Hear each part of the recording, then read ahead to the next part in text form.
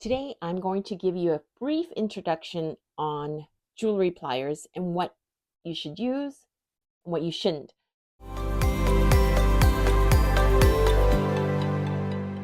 Because someone had written to me that they got in their kit, not purchased from me, jewelry pliers that had teeth.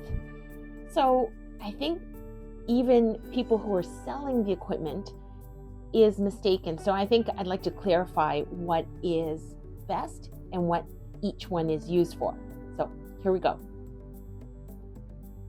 First off, should never have jewelry pliers with teeth like this. That is for gripping for electronics,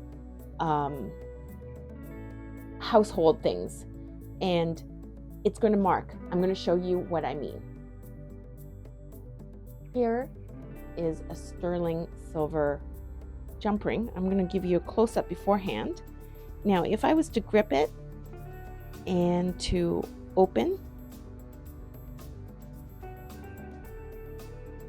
I'm not sure if you can see this, but you see the mark? That will cause a mark.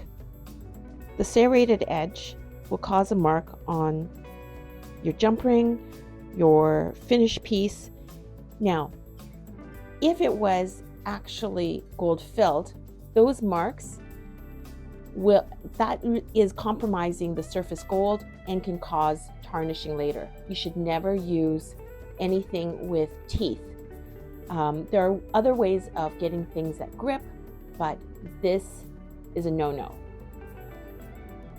Okay, so instead, what you should use are what they call chain nose pliers. Basically, it is flat like this. It closes flat, and it is a square closure. So it's not rounded. It is just completely flat like this. And that's what you want to use for opening and closing jump rings.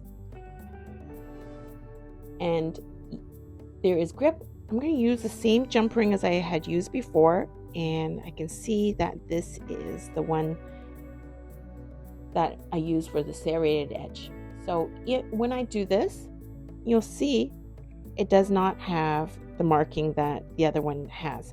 Now, mind you, if you pressed it really, really hard, eventually it will leave a mark, but certainly not the way this has, just for opening and closing. So that's what you use to open things. I'm going to demonstrate what it looks like on a slightly larger jump ring so it's easier to open. What happens when using pliers to open the jump ring. Okay.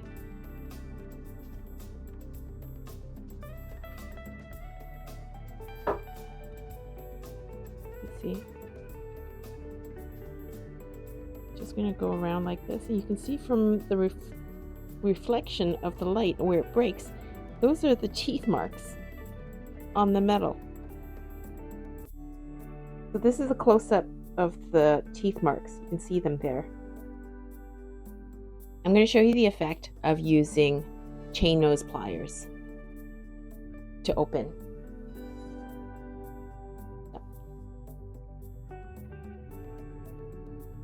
And then I'm going to close it back. I'm not sure if you can see this. It's completely smooth and there are no marks. The person asked, what is the difference between chain nose and round nose pliers? And round nose is exactly the way the name means. The tip here is rounded, so that you can easily make a rounded loop. For example, you take a piece of wire and you do this at the tip and just keep going. And now you have something that is round. You can make it smaller and it's graduated, or you can make it bigger. And basically, you then end up being able to make pretty things like this. in a loop. It's very useful for wire wrapping. Just a little warning about round nose pliers. Some people get lazy and just hold on to that, and to use that to open and close jump rings because lazy. I'm going to show you what happens though. When you grip hard, you see that? Because the surface, unlike chain nose pliers, the concentration of the strength is right at the top of the round as opposed to this flat, where what you want is to hold on to your jump ring and evenly spread the strength to open and close. But round nose pliers, when you're holding on to it like this, the pressure is all on a very small point.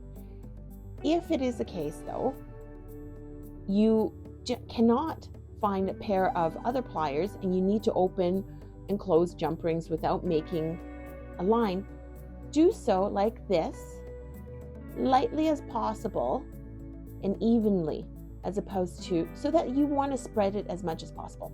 But ideally, the right equipment for the right job. Lastly, square nose pliers. It is square like this, as opposed to it coming to a point. And it is also flat here, like chain nose pliers, except the shape is slightly different here.